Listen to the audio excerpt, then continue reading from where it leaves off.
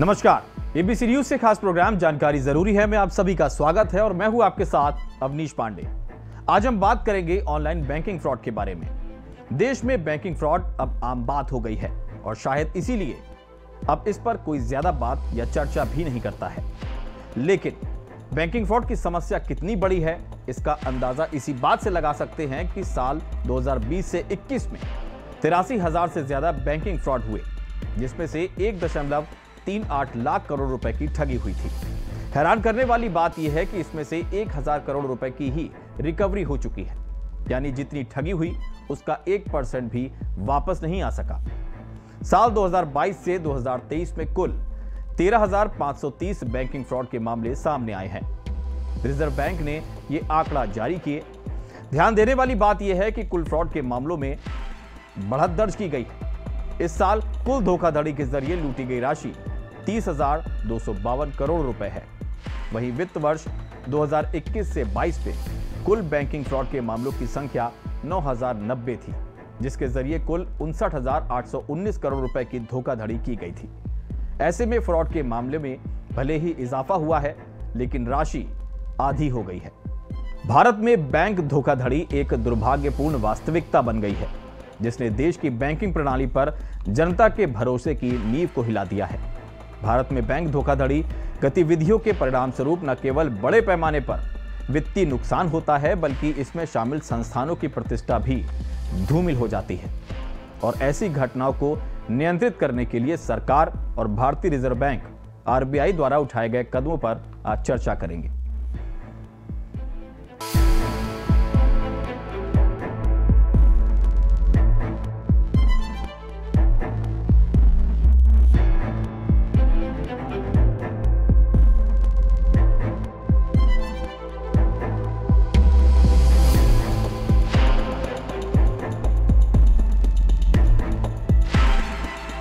भारत में बैंक ने भारत के वित्तीय क्षेत्र पर महत्वपूर्ण प्रभाव डाला है, जिससे प्रणाली में कमजोरियां उजागर हुई हैं और सार्वजनिक विश्वास को नुकसान पहुंचा है। वहीं सरकार और आरबीआई ने इन चुनौतियों से निपटने के लिए निगरानी, रिपोर्टिंग तंत्र और कॉरपोरेट प्रशासन को बढ़ाने पर ध्यान केंद्रित करते हुए कई कदम उठाए हैं। हालांकि इन उपायों से धोखाधड़ी को नियंत्रित करने में प्रगति हुई है, लेकिन बैंकिंग क्षेत्र के लिए सतर्क रहना और उभरते खतरों के प्रति अनुकूल रहना महत्वपूर्ण है। पारदर्शिता, जवाबदेही और नैतिक आचरण की संस्कृति को बढ़ावा देकर बैंक अपने ग्राहकों और हितधारकों के हितों की रक्षा कर सकते हैं, जिससे भारतीय वित्तीय प्रणाली की स्थिरता और अखंडता को मजबूत किया जा सकता है। यहां हम ऑनलाइन फ्रॉड के कुछ मामलों पर चर्चा करेंगे, जिनमें अलग अलग तरीकों से ठगी की गई है। आज के युग में डिजिटल पेमेंट के जरिए सबसे ज्यादा फ्रॉड हुए हैं। रिजर्व बैंक की वार्षिक रिपोर्ट 2022 से 23 से यह पता चला है कि देश में धोखाधड़ी के मामलों में तेजी से बढ़त के पीछे मुख्य कारण है डिजिटल पेमेंट। कार्ड और इंटरनेट के जरिए बढ़ रही डिजिटल पेमेंट की संख्या के कारण जालसाज लोगों को आसानी से चूना लगा रहे हैं। वहीं हाल ही में ऑनलाइन फ्रॉड के कुछ ऐसे मामले सामने आए जिनमें ठगों ने एकदम नायाब तरीके से लोगों को अपना शिकार बनाया। साइबर क्राइम का शिकार होने से बचने के लिए लोगों को लगातार जागरूक किया जाता रहा है, लेकिन अपराधी नए नए हथकंडे अपनाकर पढ़े लिखे लोगों का भी खाता खंगाल ले रहे हैं। ऐसे में हर किसी के लिए यह जानना बेहद जरूरी है कि इन अपराधियों के नए हथकंडे कौन कौन से हैं, जिनसे सतर्क रहना चाहिए।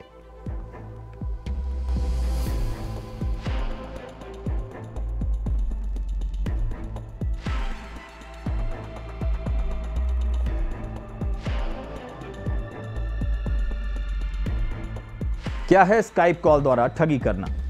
हाल ही में एक महिला डॉक्टर से साइबर ठगों ने करीब 4.5 करोड़ रुपए ऐंठ लिए। ठगों ने स्काइप कॉल के जरिए लाइव आकर डॉक्टर को तरह तरह से झांसा देते रहे। डॉक्टर ने डर की वजह से एफडी तक के पैसे अपराधियों के हवाले कर दिए। दरअसल ठगों ने अपने काम को अंजाम देने के लिए फरेब का ऐसा जाल बुना जिसमें डॉक्टर फंस गई। पहले एक कॉल आता है जिसमें डॉक्टर से कहा गया कि उनका एक पार्सल पकड़ा गया है, जिसमें पासपोर्ट, बैंक के डॉक्यूमेंट्स के अलावा 140 ग्राम ड्रग्स भी मिली है। डॉक्टर ने अपना ऐसा कोई भी पार्सल होने से इनकार किया, लेकिन ठग स्काइप कॉल के जरिए झांसा देने लगे। ठगों में कोई खुद को मुंबई का पुलिस अधिकारी बताता है, तो कोई रिजर्व बैंक का अधिकारी, कोई सीमा शुल्क अधिकारी, तो किसी ने नारकोटिक्स अधिकारी बनकर इस केस में गिरफ्तार करने की धमकी दी। डॉक्टर से कहा गया कि उनकी आईडी का इस्तेमाल करके मुंबई में 23 बैंक खाते खोले गए, जिनमें मनी लॉन्ड्रिंग का शक है, और केस और गिरफ्तारी का डर दिखाकर साथ ही कमाई की रकम वैध साबित करने के नाम पर महिला डॉक्टर से करीब 4.5 करोड़ रुपए अपराधियों ने ट्रांसफर करवा लिए। जब तक डॉक्टर को शक हुआ तब तक बहुत देर हो चुकी थी।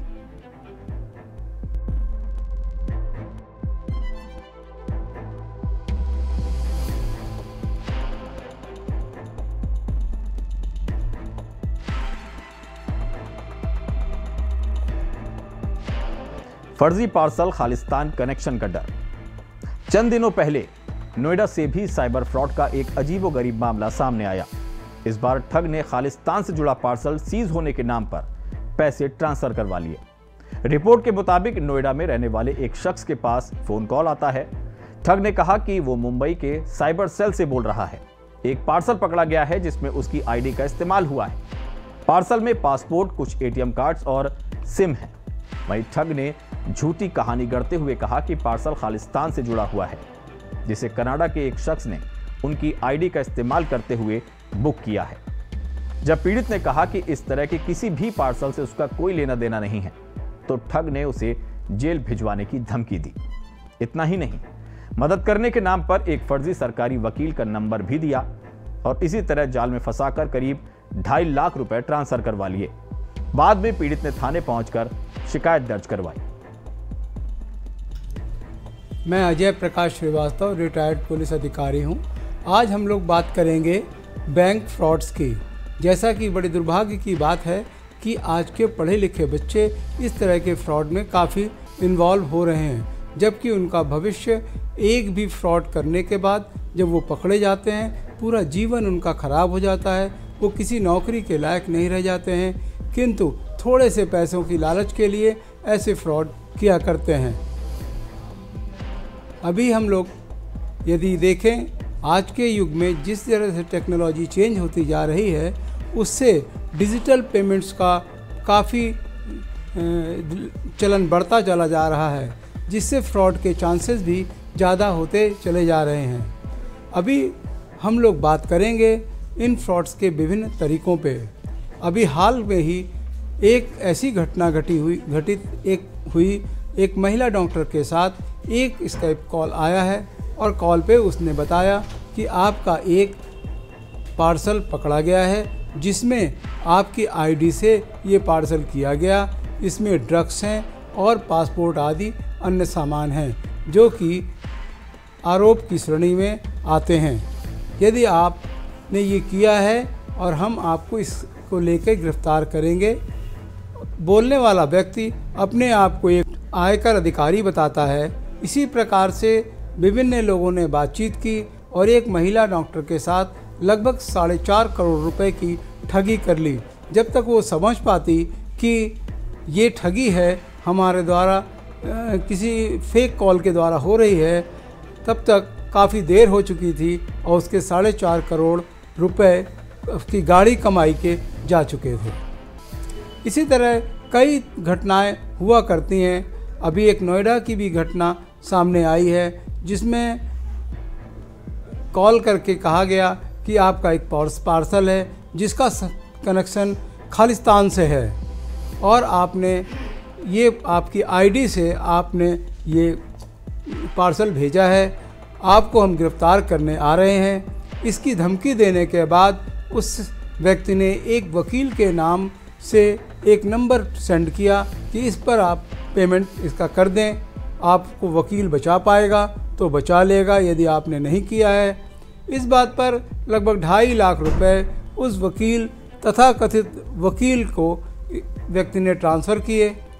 हम कहना ये चाहते हैं, जब कभी आपके पास इस तरह की कोई कॉल आए जो खालिस्तानी कनेक्शन या किसी अपराध से संबंधित, ड्रग से संबंधित, किसी पार्सल से संबंधित कोई भी व्यक्ति बताता है, यदि आपने नहीं किया, आप निर्दोष हैं, आपके ऊपर कोई आरोप नहीं है, तो आपको चाहिए कि सबसे पहले अपने निकटतम पुलिस थाने पर जाएं या फ़ोन करें। फ़ोन नंबर्स आपको सभी ऑनलाइन मौजूद हैं और किसी भी तरह का ट्रांसफ़र करने या डरने से पहले आपको पुलिस को सूचना देनी चाहिए।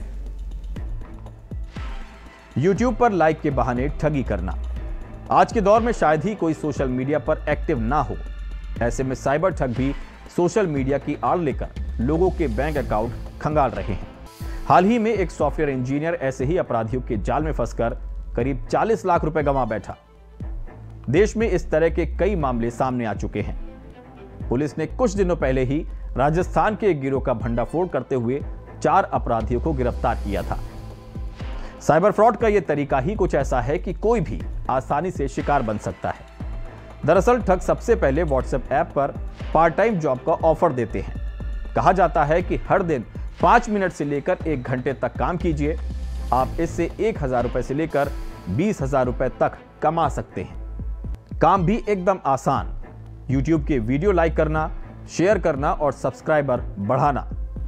भरोसा जीतने के लिए पहले 3 वीडियो को लाइक करने को कहा जाता है, जिसके एवरेज में 150 रुपए तत्काल देने का झांसा भी दिया जाता है।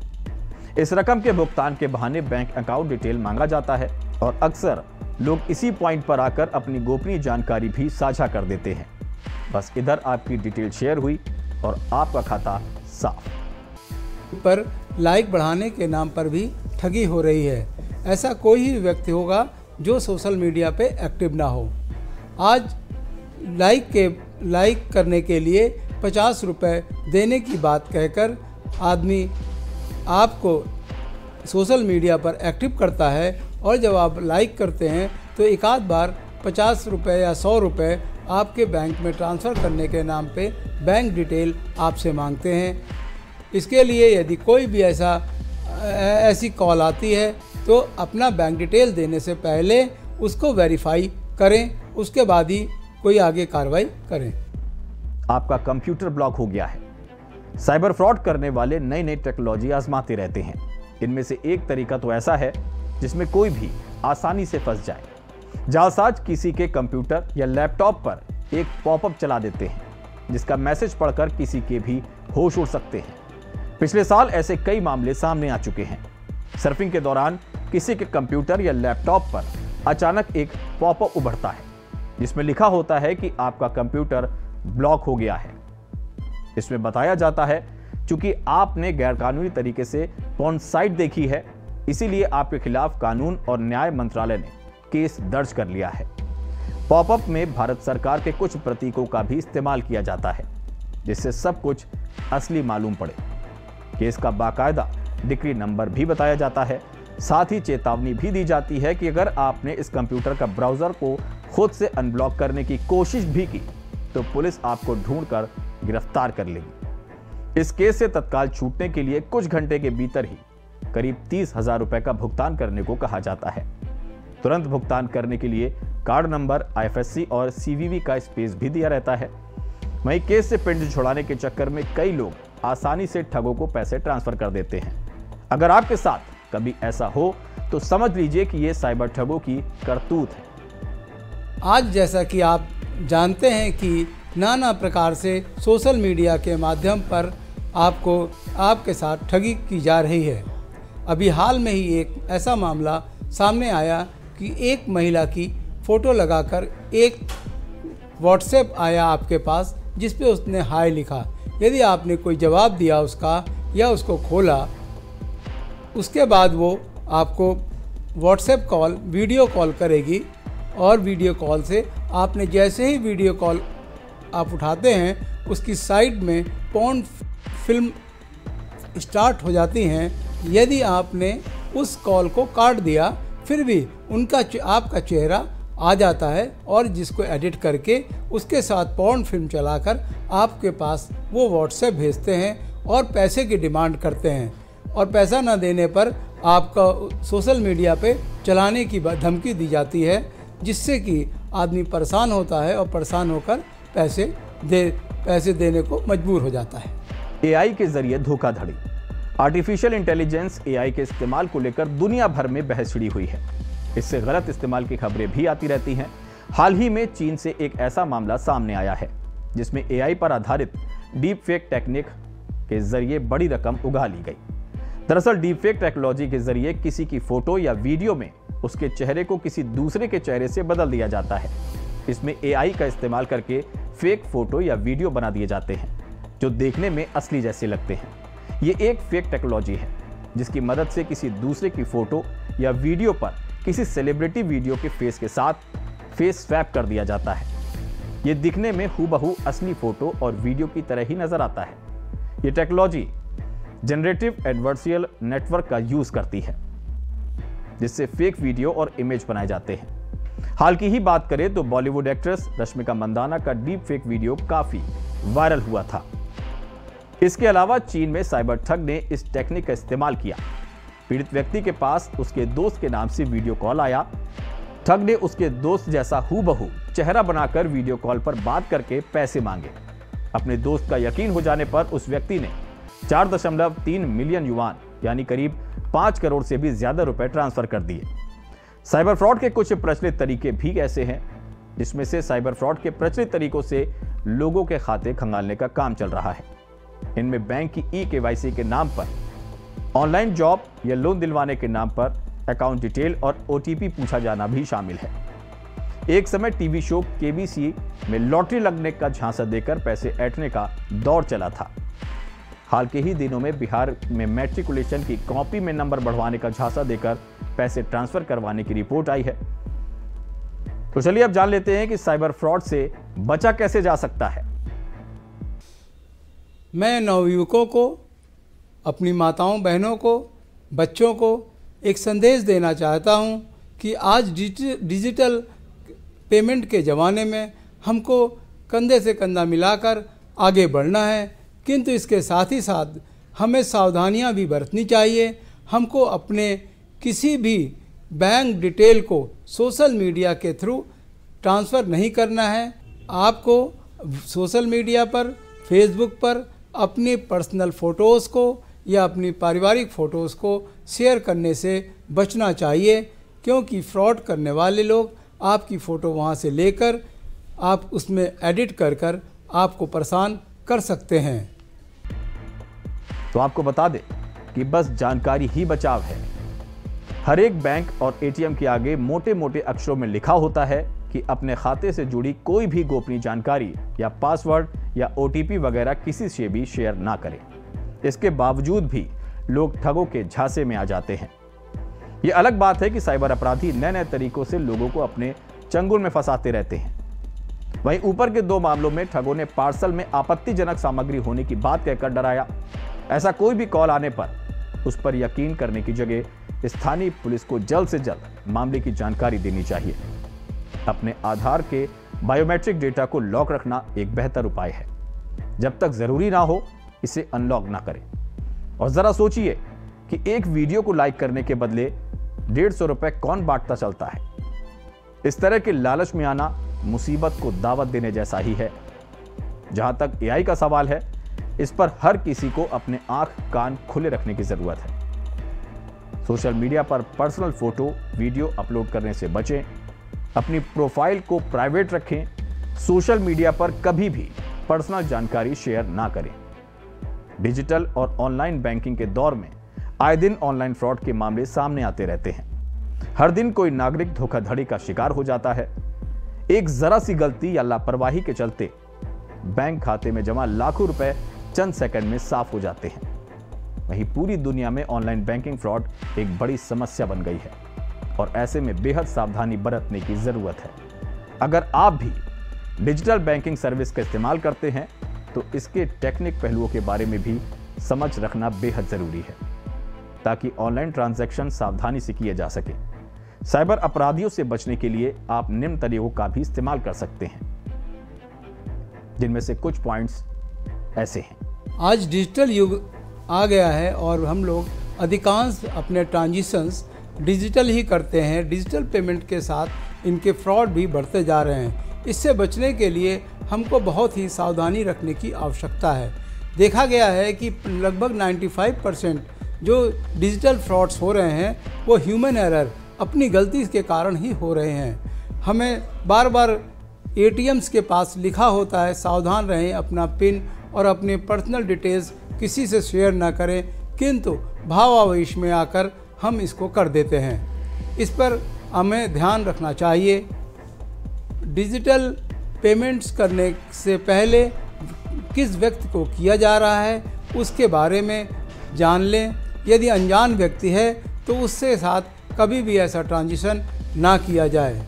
सार्वजनिक वाईफाई का प्रयोग कभी भी ट्रांजिशंस के लिए नहीं करना चाहिए, अन्यथा आपकी बैंक की डिटेल उससे आरोपी के पास पहुंच जाएगी और वो आपका बैंक खाता खंगार लेगा और आपको भारी नुकसान होगा।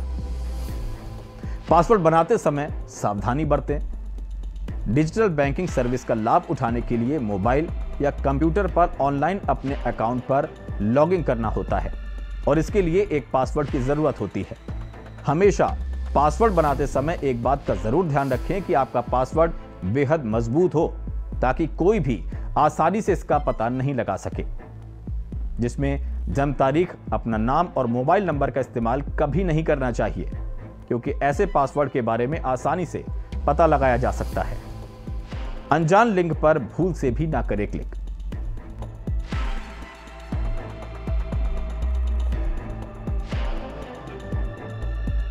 अक्सर हमारे मोबाइल पर मैसेज और ईमेल में कुछ अनजान लिंक मिलते हैं जिनमें लकी ऑफर और कैशबैक देने का वादा किया जाता है। अगर आप लालच में आकर इन लिंक्स पर क्लिक करते हैं तो आगे आपके बैंक खाते या ATM कार्ड की डिटेल्स भी मांगी जाती है। अगर आप इसका जवाब देते हैं तो बैंकिंग फ्रॉड का शिकार हो जाते हैं। इसलिए बेहतर है कि इन लिंक्स पर क्लिक करने से बचें। वेरीफाइड बैंकिंग ऐप डाउनलोड करें। मोबाइल पर ऑनलाइन बैंकिंग का इस्तेमाल करने के लिए हमेशा संबंधित बैंक के एप्लीकेशन का उपयोग करते हैं। प्ले स्टोर से बैंकिंग ऐप डाउनलोड करने से पहले उसकी जांच कर लें और वेरीफाइड ऐप ही डाउनलोड करें, क्योंकि यहां कई फर्जी एप्लीकेशन एक्टिव रहते हैं जिन पर लॉगिन करने के बाद अहम जानकारी ऑनलाइन फ्रॉड करने वाले ठगों के पास पहुंच जाती है। इसके बाद आप किसी बड़ी धोखाधड़ी के शिकार हो सकते हैं। यदि आपके साथ कोई फ्रॉड हो जाता है तो बहुत परेशान होने की आवश्यकता नहीं है। जैसे ही बैंक का कोई फ्रॉड आपके साथ होता है तो आप तत्काल 1930 पर कॉल करें, अपनी सूचना दर्ज कराएं और यदि इस पर कॉल नहीं हो पा रही है तो cybercrime.gov.in पर आप कंप्लेन कर सकते हैं। इसके साथ ही साथ उत्तर प्रदेश में आज सभी जनपदों में साइबर थानों की स्थापना मुख्यमंत्री जी के कार्यक्रम के अनुसार की गई है, जिससे कि आप साइबर क्राइम होने पर इन साइबर थानों पर जाकर आप अपनी कंप्लेन कर सकते हैं। एक एप्लीकेशन दीजिए, आपको उसकी कॉपी मिलेगी और ये विवेचना की जाएगी और ठग को पकड़ने की कोशिश की जाएगी और ये जब ठग पकड़ा जाएगा तो आपके पैसे भी वापस होने की संभावनाओं से इनकार नहीं किया जा सकता है। आपको इस तरह की कॉल आने पर या कुछ गड़बड़ होने पर घबराने की आवश्यकता नहीं है। जैसे कि 2 घटनाएं हमने बताई आपको कि घबराहट में आपने पैसे पेमेंट कर दिए, ऐसा कभी ना करें। आसपास के अपने पास के थानों पर जाइए, पूरी कंप्लेन करिए, आप इससे बच पाएंगे। जय हिंद, जय भारत। ABC न्यूज की खास पेशकश में बस इतना ही। जल्द हाजिर होंगे एक नई जानकारी के साथ। फिलहाल दीजिए इजाजत और देखते रहिए ABC न्यूज।